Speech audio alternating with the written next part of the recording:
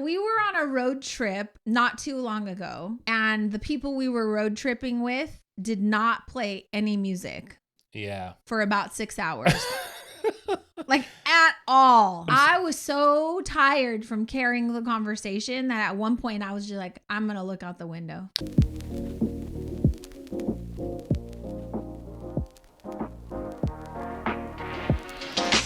Hey guys, welcome back to the Push Podcast. I'm Janelle Copeland.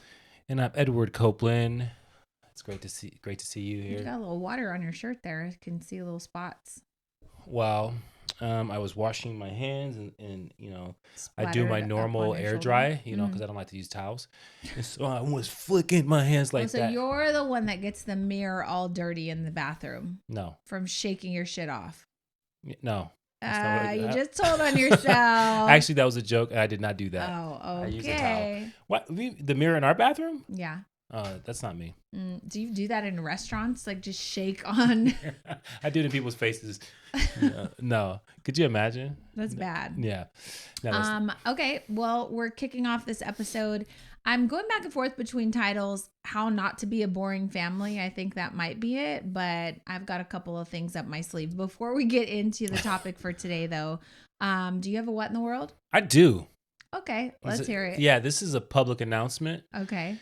If you frequent a gym of your liking, like a 24-hour fitness, a Gold's Gym, whatever, and they have showers, and you, how do I say this? You square corners, and I'll explain what squaring corners means to the public. Okay. But I'm just sick and tired of the lack of modesty that we're seeing in these locker rooms these days. So I'm sick and tired of hearing about it because every single day this week, I call it the gym locker room confessional. And I gotta hear this shit every single day. And this is a good tie into this conversation that we're having today about how not to have boring conversations with your family. But my husband, who I love dearly, he goes to work outside of the home and he goes to the gym in the middle of the day, like at a Gold's Gym. Yep. And he's got a very limited window of time. I got limited time. He goes in, knows what he's going to work out, and then quickly has to go into the locker room, take a shower. So you're all about business, right? I'm moving ahead. I'm not making eye contact with anybody. I don't want to talk. I don't want to be your friend. I don't want to be like, hey, I saw you yesterday. How's your workout? Nope. You don't have time for that. I ain't got time for it. Okay. Right. So, but the thing is every single day you come home and you have something to say about someone who acted a fool in the gym locker room. So let me just explain to people. Okay. In the gym, you get to see adults outside of their work habitat, outside of their family, and like outside of like the normal things. You get to see them in an element in which, it's very, very rare that they're in. And so you see behavior. What is the rare element you're speaking of? Like, I remember being in, like, years ago when I ran gyms for 24-hour fitness, right? I remember like seeing adults act like children because like either people weren't sharing the machine, so people would throw a tantrum, or people wouldn't share. Like you see them act in their kid element because it's like a adult playground, right? Okay. And so there's no one in charge of them, and so they have to kind of get along. Share nicely. We gotta share. You gotta put things back where you found it. Right. Like you think about the rules of the gym, it's no different than the rules of a playground. Right? You share the toys, you put them back when you're done, right? If you mess something up, you clean it up. With them for a little bit and then move on so someone else can play with it. No fighting in the yard, right? All these things. But, so that is the same rules. But the problem is in the locker room, people just don't necessarily like, okay, look, you're going to be naked. I get it. Okay. Right? But you don't have to be naked, like naked. Like you can have a towel on. You can like do things to kind of, have, is it modesty is the right word? Your modesty. Right. So let me give you an example. So I was in my locker. I'm like getting my stuff together. I'm getting ready to leave. Okay. A gentleman comes up. He's fully dressed. Right. He walks around the corner and I don't know what he did, but he came back completely nude. Okay. And not like in a discreet way. I don't know. He took his clothes off and he got wet. Like he was like shining. He was like glistening. And I was like He went into the sauna, maybe. Maybe went to, but it was so fast. Right. So I'm thinking but I don't know what he did. He went into the sauna or the steam room, but he came back with like a shine. Like I was just like, why is he glistening like this? And the only reason why I noticed is because I was like getting ready and he approached and I thought maybe I need to get out of the way. So I looked up and I was like, oh, this dude is like completely naked. Where's your clothes, bro? Where's your towel? Where is it? He's barefoot, everything, right? But not only that, like he's squaring corners. So he's not like, quickly like, moving across, like trying to be discreet. Like he's like, all out. Right. And so I was just like, all right, bro. Okay. When you say squaring corners, like in the military, around, the military, you're supposed to go to a corner and you take a step and you square the corner. Right. So you're about face. Okay. So you're doing it with confidence. You're doing it with confidence. Eye contact. You are taking up space. Okay. Right. When I feel like when you're in a locker room, you're trying to be discreet because it's like, it's a locker room. So you like quickly go around a corner and go to your locker, right? Not like square in the corner, right? Hands on your hips, like I'm the new guy, right? Checking with everything, with just exposed, everything exposed, and I have nothing. Hey, look, it's the locker room. I get it, but I just think this is a way that you move about, right? So my husband comes home every night, practically, from work, and our dinner conversation is about how some man was not modest in the locker room and was just like, reaching over him naked, trying to get to his locker. And Eddie's like, bro, like all these other lockers are available. I select the locker and I check the corners. I go, if I choose this one, no one's over here, no one's over here. No one, because I have, it's not that I don't want to be close to people. I don't want to be in a way, and I don't want someone to be in my way because time is limited. Well, you don't want to infringe on their space. So you don't want them to do that 100%. Yeah. So, and it never fails. It's always someone gets a locker right next to me, and I always look and go, did they have options? Right. They certainly did.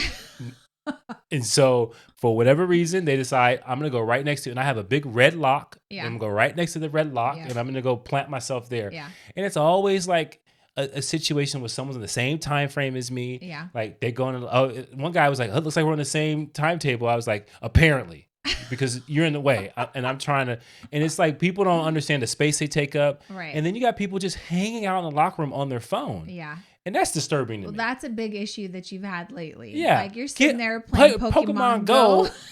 Get your ass out of here. Okay. You'll get out. Move along. Yeah. Move along, my friend. And so now I'm getting a little like curt and like, I'm like straightforward. Like, hey, are you going to be playing this game right here? You need to move along. Okay. My locker's right here. And I'm like, move. Like so your issue is that if you have your phone out, here was another really great one. You said people are in the locker room while people are changing and people are taking selfies in the mirror and you got like naked men in the background. Right. So you're very offended by that. Right. So so think about it from this standpoint. There's like this mirror that has like a little like vanity area, right? Where they have a hair dryer. Right. But there's also an outlet. So people plug up their phone and they like set up like a tripod and they stand in front of the mirror and they start posing as if they're bodybuilders.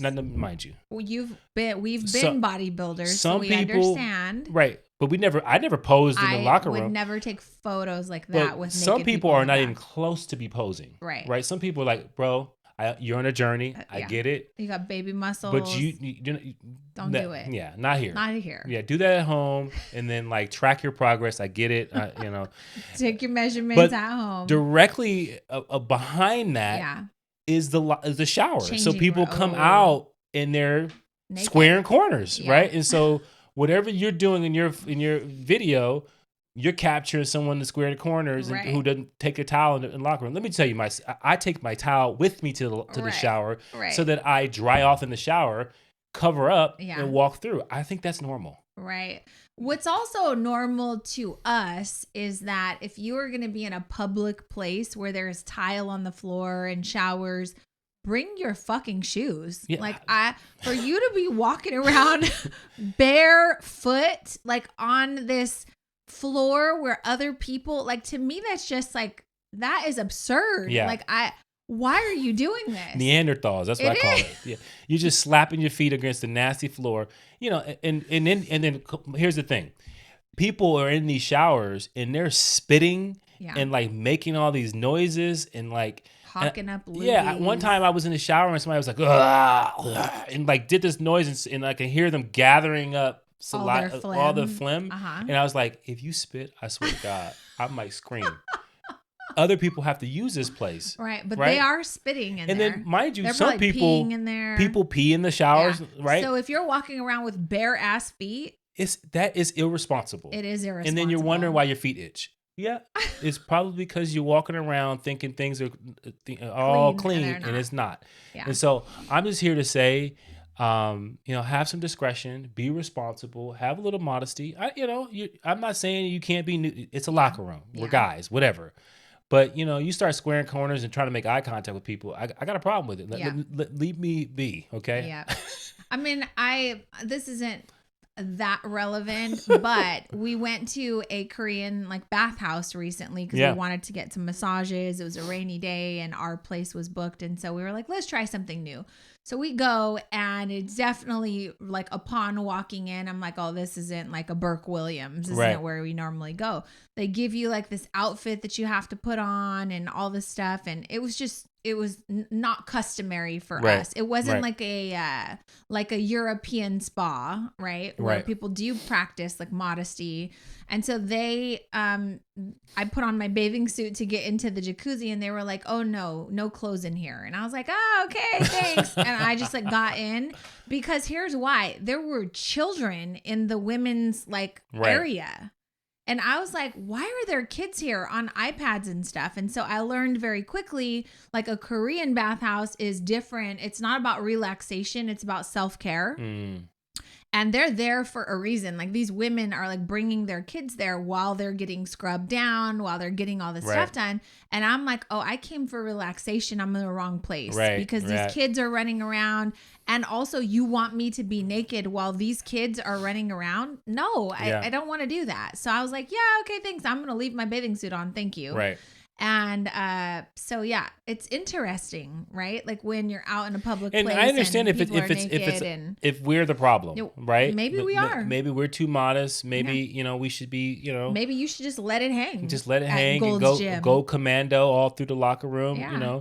Walk all through. Maybe you're the problem, honey. Yeah, I'm not going to do anyways, that. But I'm okay with that. So you come home every night and you tell us some sort of shenanigan that happened at Gold's Gym. Another thing, just so that way we're clear, Eddie's there's 2 dispensers. There's a shampoo dispenser and a body wash dispenser. One's orange, one's blue. And somebody messed it up a couple of months ago. And now all they do is refill the wrong one with the same color. And somebody needs to tell them, but I'm on a time crunch. So I don't have time to tell them. I have no time to tell them to say, that the blue one is supposed to be shampoo. Yeah. It is marked body wash. And the orange one is definitely... it's just making your life a living hell. So I'm trying to live through all these things. But and you're surviving. I'm surviving. So, hey, shout out to Gold's Gym. I like the facility. If you want to sponsor the Push podcast, I'm all good with it. But the shampoo needs to be swapped and switched, because I have to keep reminding myself,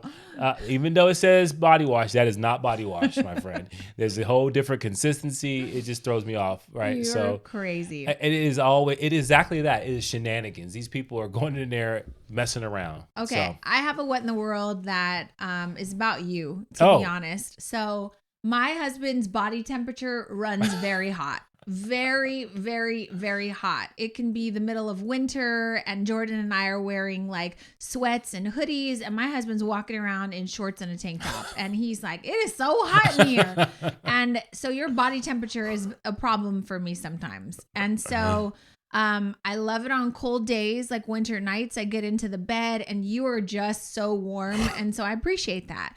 So last night we have a Sleep Number bed, and it has foot warming on it. And my husband puts his foot warmer on every night.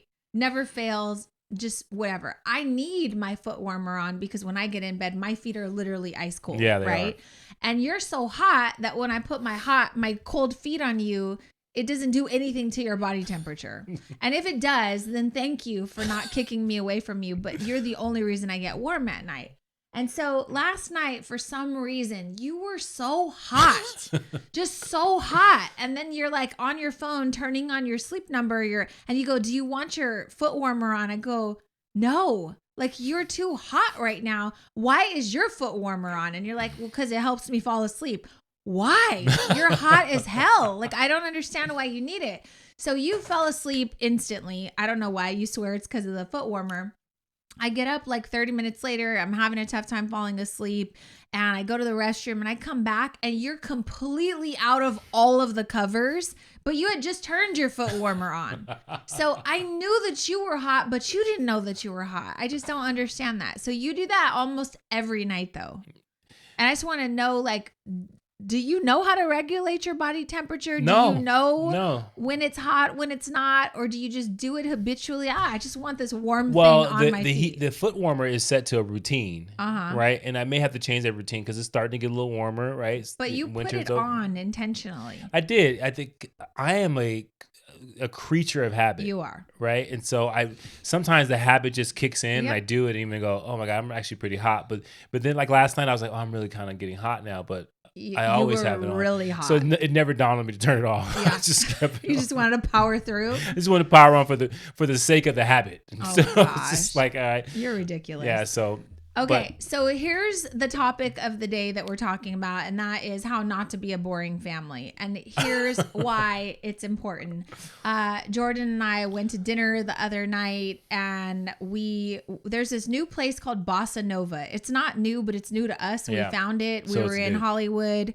It's a Brazilian place, and Brazilian food's interesting. It's like a combination of like Latin infused, Asian infused, and I'd say Italian, because there's pastas and breads and it's just phenomenal. Like the spices and stuff. I'm going to start only cooking Brazilian food. Sounds good to me. So we discovered this place. It's called Bossa Nova. It's in LA. And we had a great dinner, the three of us. And then we happened to be in LA on a couple nights ago. And so Jordan and I were like, God, should we go back to that place? Well, I look one up and there happens to be one in downtown LA. Right. So we go in and love the place. It's like, you know, super diverse, lots of different people in there, different cultures, and we love the food. It's seasoned really well. So we sit down and we're like looking and we're like, oh, that people's food looks really good. So we start this conversation about the people next to us. And I ask them, by the way, those bread balls look really good. And they start talking back to us. Oh, they're so good. You should order this, blah, blah, blah. That's how most of my restaurant interactions go. Would you agree? Yeah. Sometimes I share my stuff with people, which is so random strange people. to me. Yeah. But, you know, it's all like, hey, whatever, be nice. And not only that, she will force the food on you. Like, oh, no, you have to have this. You have to try this. You have to have it. People are like, I don't know you. Always appreciate it though, right? They do. They do. After they're like, are you sure? Oh, I really want to, but are you sure? Yeah. I was like, yeah, take it from a stranger. It's fine. Take the food from a stranger. So anyways, we have this great conversation. And then the table on the other side sits next to us. It's a family of 5. So 2 parents. I think that it was their daughter and it might have been the daughter's husband. So these young people might have been in their mid-20s and then the parents were like, so it was a family of 4, sorry. And I got to tell you, I don't think they had very good conversation. Also, the mom was going on and on about, oh, the food is so good here. And I was like, I wanted to say, yeah, it is really good here. You guys picked a good restaurant, whatever. And so Jordan and I are having our conversation. When it comes time for them to order, we're like, what are they going to order? Because we want to order everything on the menu. And when it came time for them to order, they ordered calamari and they got salads and the dad got a pizza. And so I was thinking to myself, well, that's kind of boring for a restaurant that has really good food, right? It's not like the salad had like tri-tip on it. It was just an arugula salad. So anyways, I'm thinking to myself, what a bunch of boring meals. And then I was thinking to myself, God, they're not really talking about anything. Like they're talking about like traffic, like really generic kind of conversation. Now, I don't know, but they seemed like a family and it just seemed like they didn't have a lot to connect on. Right. So fast forward, Jordan and I are laughing, having fun, whatever. Anyways, this family pays their check. They get ready to leave. They walk out and Jordan literally reaches over, sticks her pinky out. And she said, Pinky promised me that we will never be that fucking boring family.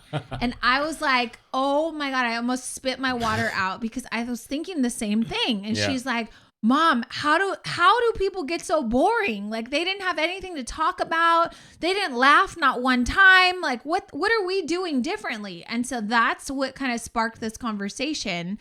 And I'm not saying we have fun all the time at every conversation, but I think that if you find yourself like not knowing what to talk about with your younger kids or with your older parents or just at dinner in general, I think that this is a helpful conversation to have. Oh yeah. What do you think? 100%, because I think that I think that if you find that you're not having the connection you want to have with maybe your kids or maybe your parents or whatever it may be, it could be how you spend time, right? If it's not stimulating, if it's not fun, like I think at the heart of our family is humor. Right. Right. And how did we get there though? Like, because I do think that when I think back about all of the family times that we have, there's always laughter involved.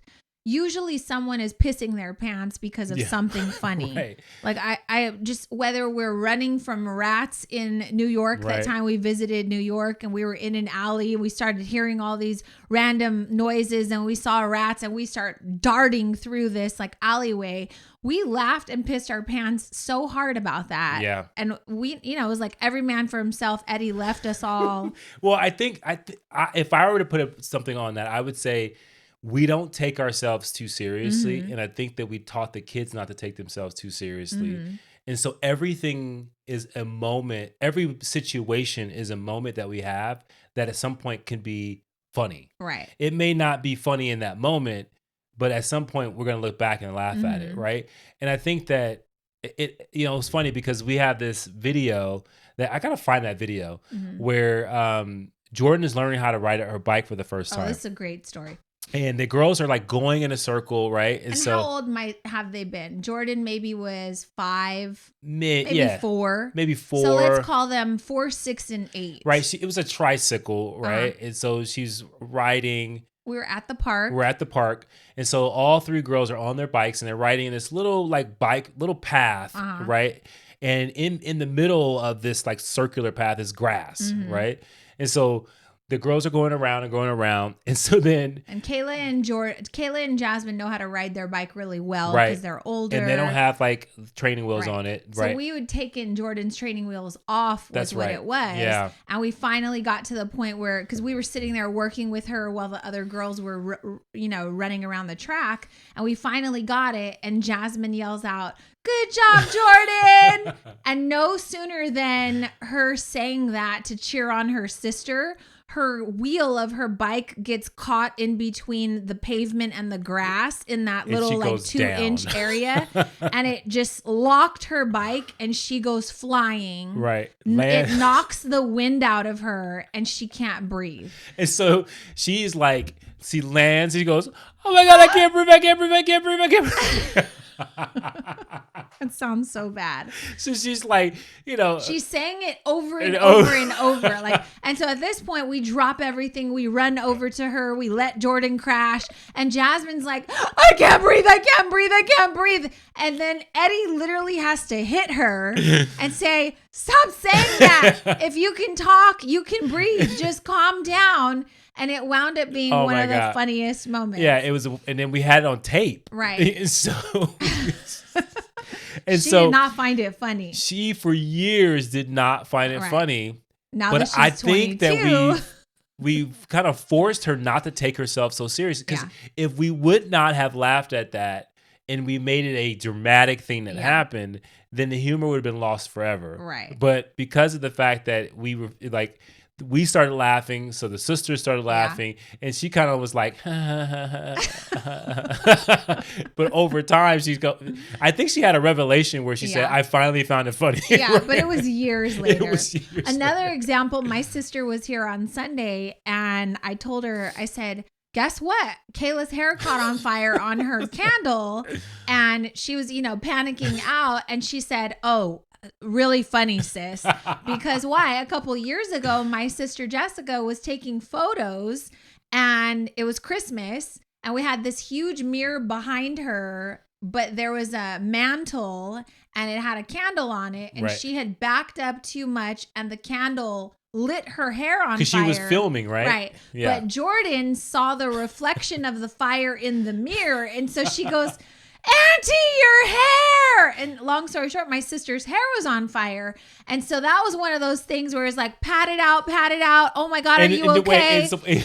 And everyone's sitting there going, like, you can tell everyone wants to laugh, but we're waiting. And we're patiently waiting. We're waiting. And then, what happened was... And I'm like biting my tongue, like, oh my God, that is the funniest thing I've ever seen. Because she gets rushed away. Right. To the bathroom, and she's patting it, and all of her hair is falling out. We see all this hair on the floor. And we're like, pick it up, so she doesn't see it. Hide it from her. And your brother he's starts laughing, and I'm like, not yet. So the funny thing was, my sister had just had a baby, and she was like complaining the whole day about how thin her hair was. Right. And so at some point after, we're like, oh God, is she going to be okay? She was already complaining about her hair. She turned and she goes, this is like God's way of telling me you need to appreciate what you have. Yeah. And she starts laughing, and then it's like green light, and everybody starts laughing. Then it's like the recanting of it and all of the different, story viewpoints from everyone. And it's just funny. So how do we teach someone who may come from a boring family to kind of embody some of this like humor when you say like, don't take yourself so serious? What if you come from a family that does? So here's an example. I found this. It says, I just want to share that by saying this, I feel terrible already even thinking it. This is you saying this? No, I'm reading something. Okay, go ahead. Okay, I'm going to start over. Okay. I'm reading this. This is not me. Okay. Somebody wrote this, and it says, I just want to start by saying that I feel terrible even thinking this. And even though I love my family dearly, I just find my family so damn boring. And spending time with them has started to feel like such a chore. They're nice enough people, but we have nothing in common. My sister, who's 33, only talks about her children and literally nothing else. She tells us literally everything they do, right down to their toilet habits. And she obviously doesn't want to hear about that. Right. My parents, who are in their 50s, only have limited subjects that they're interested in talking about, and I have zero interest in any of those subjects. That's tough, right? I try to feign it off, but it gets to the point where there's nothing to say in response but or interesting. And so I just kind of grit my teeth. And she goes on and on about all these different people in her family where she doesn't feel like she can connect with anyone. Yeah. That is sad. That's the family that we sat next to the other night. And so what tips do we have? I mean, I've got a whole checklist of questions that I'm going to link in the show notes that I feel like are good conversation starters, especially at dinner time. So you're telling me this is like how to liven up anonymous, how to liven up your family, your dinner table. You're asking me like what tips would I give? I'm saying what advice do you give to her if her family is boring as shit and she's like, I don't even want to be around these people. I feel terrible saying it. They're nice enough, but I'm bored out of my mind when I'm with them. I think you have to find something that you can do together that could produce a moment of a memory, like a special fun memory that you can look back and have fun with. But that in itself is kind of hard because you got to convince everyone to do it. Right. But I do think if our experiences, there's not been a vacation, there's not been a drive or something didn't happen that we can say, oh my God, that is so funny. We were on a road trip not too long ago, and the people we were road tripping with did not play any music. Yeah. For about 6 hours. Like at all. I was so tired from carrying the conversation that at one point I was just like, I'm going to look out the window. But I'm saying I get what you're saying. But what I would say is that you have to do something as a family, and then someone in the family has to spark doing something fun, adventurous, and making fun of yourself. Like I have no problem making a fool of myself. Yeah, you do that often. Right. But I do think that if you are listening to this and you say, yeah, I wish our family times were more fun, more engaging, then maybe you have to be the one to like take yourself a little less serious and do things that I think will bring some joy, or a game or something that people will laugh. If you can't remember the last time you laughed out loud, your full body. Yeah. To where you were going to pee your pants. Then you're not working hard enough. Yeah. You got to find a way to like engage in things in a way that you can have fun with. So I'll tell you, my sister used to live with us, and I remember one night almost peeing my pants in bed with you, where you got in bed and we said goodnight to everyone, and you were so giddy and like laughy, and I was like, what'd you do? Like, I know you did something. Right. And you were like, just wait for it. Just wait for it. So my sister, he could hear her, walk into the bathroom. She flips on the light and she goes, really, Eddie? Really? And he just was so tickled from all the way down the hall. You were waiting to hear what she said. And you had taken a pumpkin and put like a wig on it and put it on the toilet.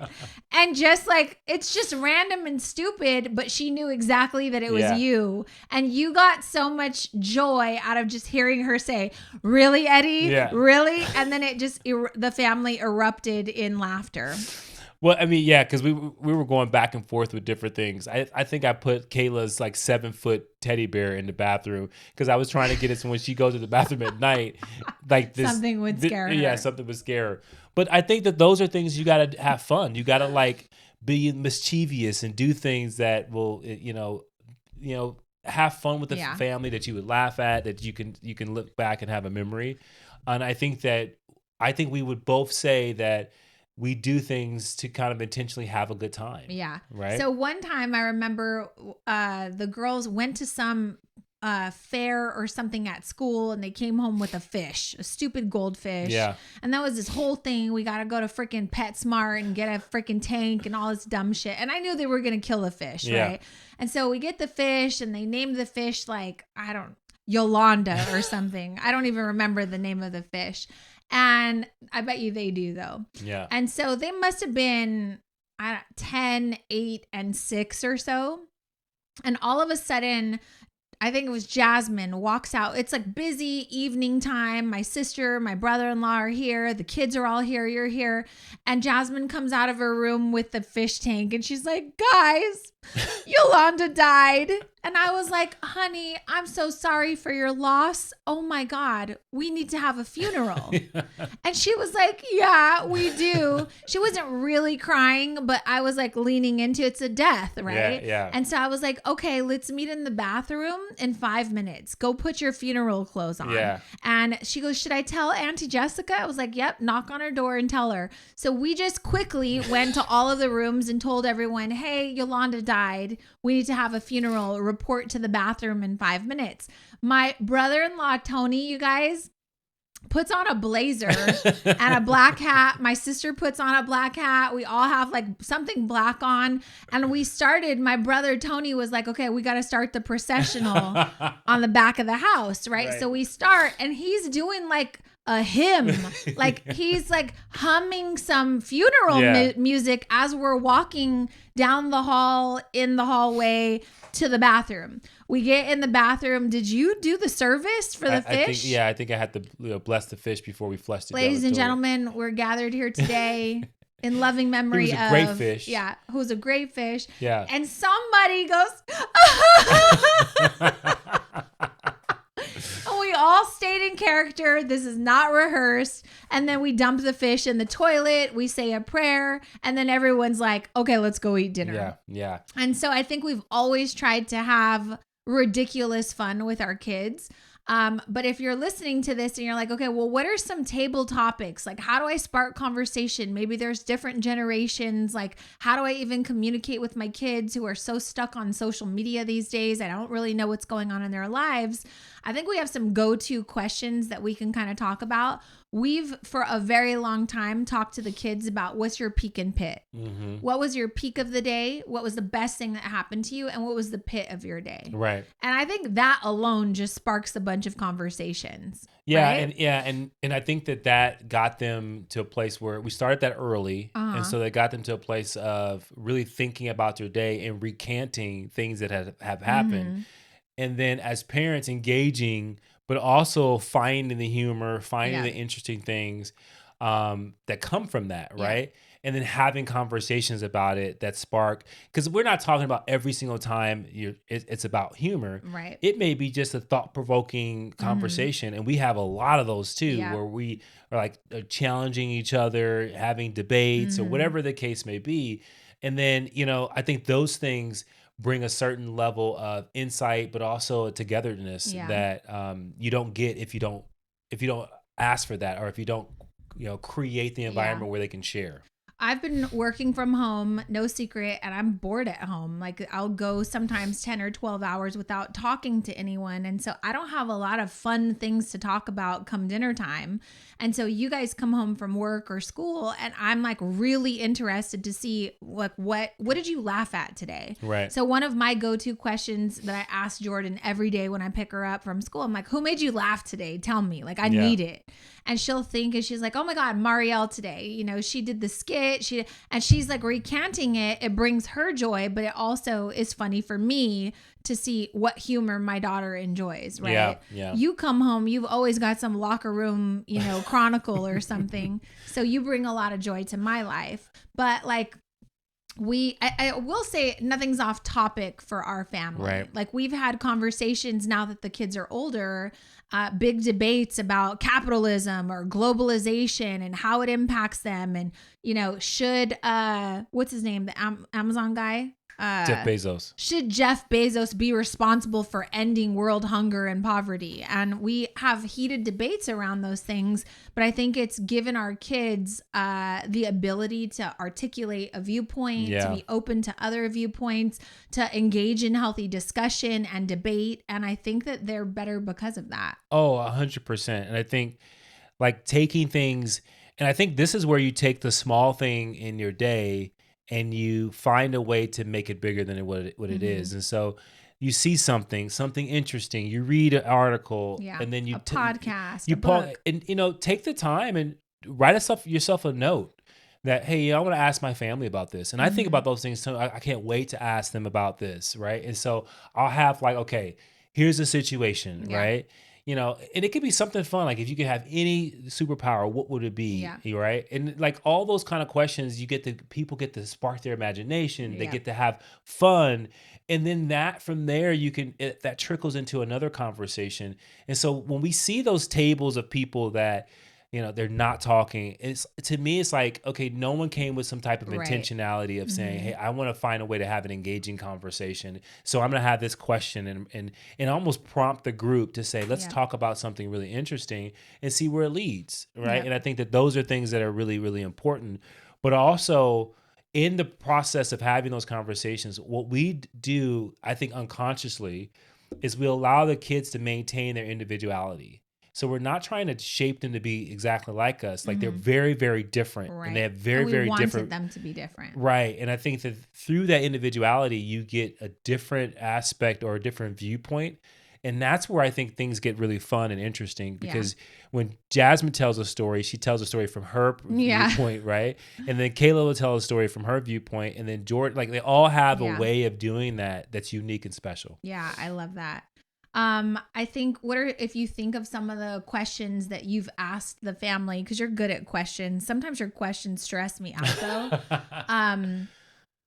Like the basic ones, like you're on a deserted island. What's one album and one book that you bring? That was like a question we asked everyone at the dinner table at Easter.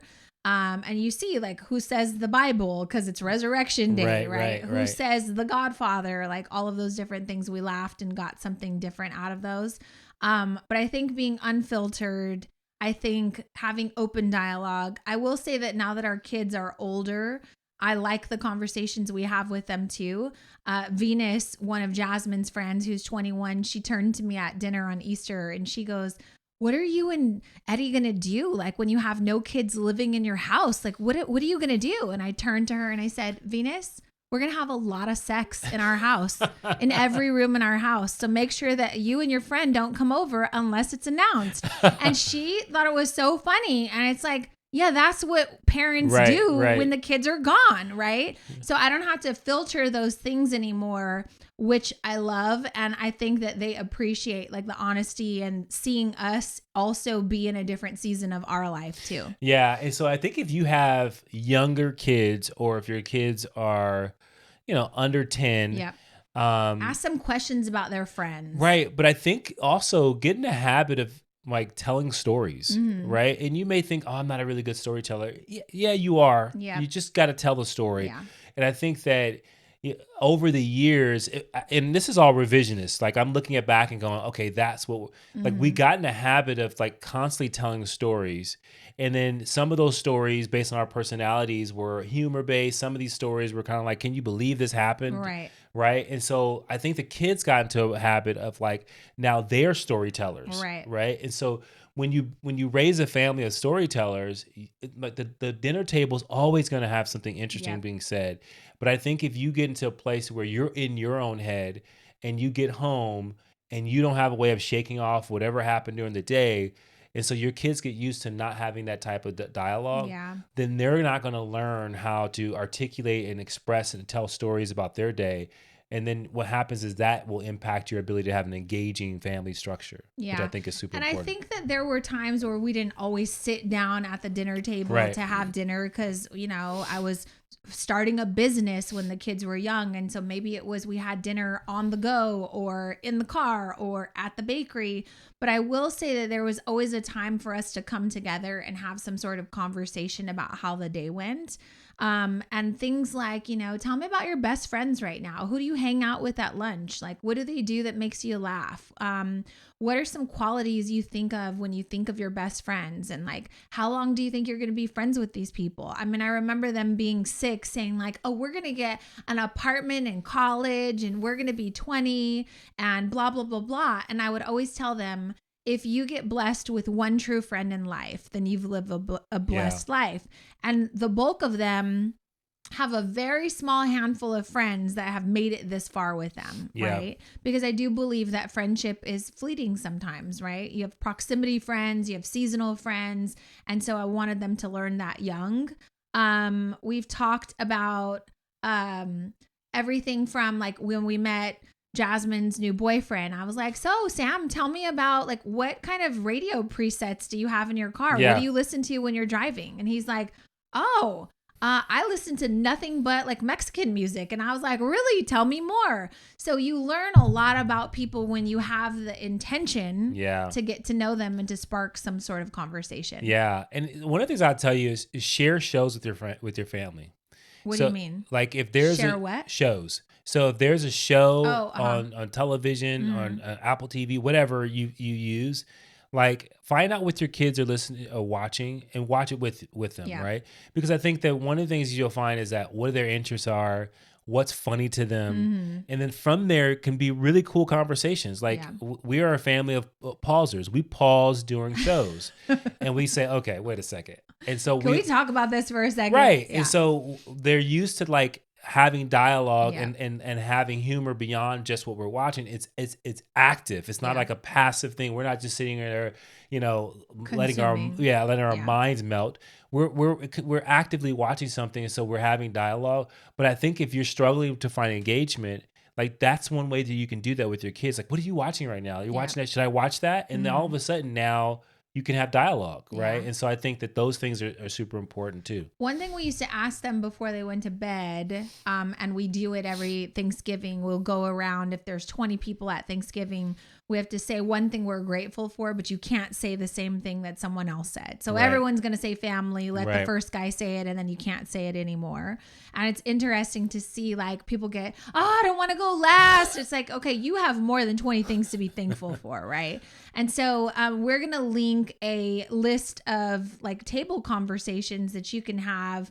But I think that the key here is to be intentional and have a couple of questions in your back pocket when you're trying to connect with people, especially if you're like a mother or a father leading a family. I think having some key moments where you have dinner time conversation and it's something that they're going to remember for the rest of their lives. Sarah Blakely, the founder of Spanx, people ask her like, oh my God, all these people rejected you. Nobody wanted to like make Spanx. Nobody wanted to carry them. Like, how did you keep going? And she said, oh, I came from a family where we celebrated failure. Every week at the dinner table on Friday, my dad would say, so kids, tell me, what'd you do this week to fail? And I thought, that's it. That's exactly why she views failure as something to be excited about. Yeah. That means if you didn't come home and you don't have anything that you failed at, you didn't try anything hard this week, right? Right. And so that I was like, dang, I wish we would have done that with them when they were kids, but I didn't hear about that till years later. So think of some things that are going to help shape and mold who they become, memories that they're going to remember, like when they become young adults, traditions that maybe they'll start with their own kids at the dinner table. I think we've tried to be intentional with those things. I think you have to be interested in like your kids' thoughts and like their ideas and their imagination and, find, and we use these questions, but really explore like how they got there. Yeah. And I think that I'm even more intrigued with their thinking now because they're even older.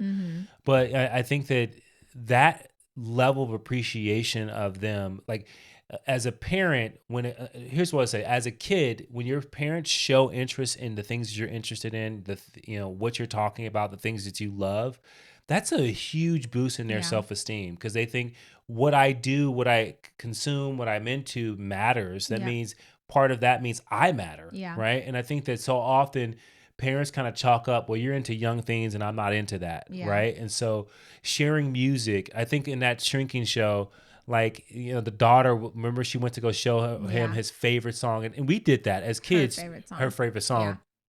And like, that feeling when this song is so good and you're like, okay, mom, dad, let me show you this song. Okay, you hear that? And like, if you don't show that you're somewhat interested, they're never going to do that again. Yeah. But why would they be interested in your shit if you're not interested in theirs? Precisely. Because you think that your music is better, right? Like our 17-year-old loves Erykah Badu and Lauryn Hill and all of these old Tamia. Like I was like, Jordan, oh my God, did you know that it's Tamia's 25-year anniversary of, the song that you love so into you? And she goes, 25 years? Oh my God, let's play it. Like she's not thinking that it's old, right? But in reverse, she's got this new artist that she found, this artist called Eloise. And she's like kind of still indie, I think, hasn't been really like blown up yet, but just released a new album. She's from the UK and she loves it. So we're in the car and she goes, Mom, can I play Eloise? And I'm like, okay, is it fast paced or what? Because I'm getting ready to fall asleep. If it's slow, then let's wait. But she loves this album, so we play it, right? Yeah. And so being able to experience those things together, I think, is a lot of fun. Yeah. And the reason I asked, like, is it fast paced? Because I need to stay alive right now and awake. She like gets it. She's like, oh, let's put on some bangers. And we were riding home the other night super late and we were singing at the top of our lungs. And those are some of the best memories, like best memories that I'll never forget. Yeah, that's great. Anyways, I hope this episode was helpful for you. If you have a boring family, it's not too late to change it.